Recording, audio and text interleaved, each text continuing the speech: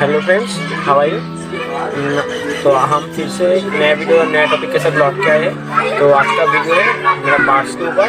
हमारे घर के पास ही बुलबुल बार्ड्स ने नेस्टिंग किया है और वहाँ पर चीक्स भी हैच हुआ है। तो उसी के ऊपर आज का वीडियो है और इस बार्ड्स को परेशान करने का हमारा कोई उद्देश्य नहीं है। तो ये वीडियो सिर्फ आप लोगों के लिए बनाया है हमने। तो चलिए इस वीडियो को देखते हैं।